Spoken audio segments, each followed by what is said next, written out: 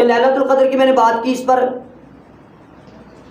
نشانیاں کیا؟ پہلے جو ہے نا یہ جو انا انزلناہ فی لیلۃ القدر، ہم نے اس قرآن کو لیلۃ القدر میں نازل کیا، اور قرآن بھی دوسرے مقام پہ ہے نا شہر رمضان الذی انزل فیہ القرآن، کہ رمضان کے مہینے میں قرآن نازل ہوا. تو اب یہ مطلب معاملہ ہے کہ رمضان کی کوئی رات بھی لیلۃ القدر ہو سکتی ہے، عام حکم یہ ہے.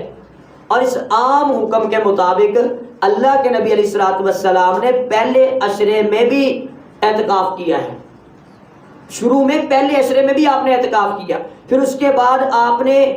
دوسرے عشرے میں اعتکاف کیا، اور پھر آپ نے جب دوسرے عشرے میں اعتکاف کیا تو آپ نے صحابہ سے کہا اس سے اگلے عشرے کا بھی اعتکاف کرو. یعنی اللہ کے نبی کو بھی پہلے یہ اللہ نے نہیں بتایا ہے کہ وہ رات آخری راتوں میں ہے، آخری عشرے میں ہے، طاق راتوں میں ہے. پہلے اسی پر حکم تھا کہ یہ جو ہے نا مطلب رمضان کے کسی بھی رات میں وہ لیلۃ القدر ہو سکتی ہے. بعد میں آہستہ آہستہ پھر آخری عشرے کے ساتھ جوڑ دیا، پھر 5 راتوں کے ساتھ جوڑ دیا. تو اب مطلب گویا کہ 5 راتیں ایک ایک دن کے وقفے سے کیوں ہے کہ اتنی بندہ عبادت کرے کہ کوٹ کے سیزن لگائے، ساری رات جاگ کے تلاوت کرے، ساری رات قیام کرے، قرآن سنے سنائے پڑھے، دعائیں کرے، استغفار کرے، معافیاں مانگے.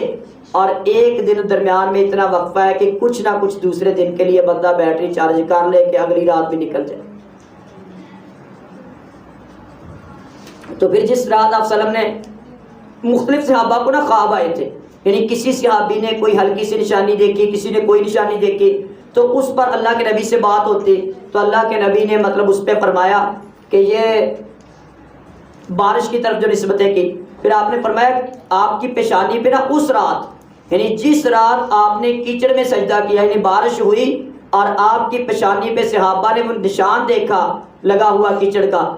کہ آپ کی پیشانی کے اوپر، اس رات جو لیلۃ القدر تھی نا وہ 21ویں رات کی تھی.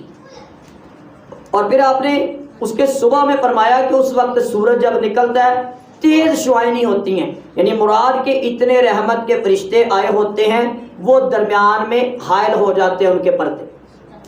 اور اس کی وجہ سے اس کی روشنی مدھم پڑ جاتی ہے کہ جیسے چمک آفتاب کے مقابلے کی نہیں عام ہوتی تو اس دن چمک کم ہوتی ہے. تو اس کے لیے اجتماعی یعنی کوئی خاص نہیں ہے. ہاں کسی بندے کو اللہ تعالیٰ کچھ نہ کچھ یعنی اس پہ تاثرات، کچھ تاثیر بھی کیا ہوگی، اطمینان قلبی ملے گا، دل کو عجیب سکون ایسا ملے گا کہ بندہ مطلب کہے گا ساری دنیا دے کے بھی مجھے یہ سکون دوبارہ مل جائے، طلب ایسی لگ جائے گی تو میں اس کو لے لوں گا. اور اللہ کرے ایسا ہو، واللہ عالم بالصواب، کیونکہ ابھی دن باقی ہے، راتیں، اور ہر رات کو کوئی اس کے اوپر نہیں کہہ سکتا جی وہ 21ویں تھی، 23ویں تھی، 25ویں تھی. ہر رات کو پوری توجہ کے ساتھ عبادت کرنا، خصوصاً مطلب نماز میں تلاوت کرنا، نماز سے مراد قیام رمضان میں، اور کر نہ سکو تو کسی امام کے ساتھ کرو، یہ زیادہ اس کے اوپر. پھر بیٹھو تو دعائیں کرو، استغفار کرو، اللہم انک عفو تحب العفو فاعف عنی کے جو مفہوم نکلتے ہیں کہ معافیاں مانگو اللہ سے، استغفار کرو. تو اب یہ وہ چیزیں ہیں مطلب کہ جس کے ساتھ انفرادی کسی کے ساتھ معاملہ، لیکن وہ حجت نہیں بن سکتا. یعنی مثال کے طور پہ 21ویں رات، آج دن تک 42 سالوں کے اندر 21 کی رات میں یعنی جو اللہ نے مجھے سکون دیا، جتنے آنسو دیے، جتنا دل کا اطمینان دیا، وہ مطلب مجھے تو اپنے طور پہ میرے لیے انفرادی بھی تو اس کے لیے لیلۃ القدر ہوتی ہے نا. تو جس کے لیے ابن قیم رحمۃ اللہ علیہ نے فرمایا کہ جس رات بندے کے گناہ معاف کر دیے جائے، بندہ اللہ سے معافیاں مانگ کے اللہ کی رضامندی کا مستحق بن جائے، اللہ اس کے سابقہ گناہ معاف کر دے اور وہ اپنے رب کو راضی کر لے، اس کے لیے وہی لیلۃ القدر ہے. تو اس طریقے کے مطابق یعنی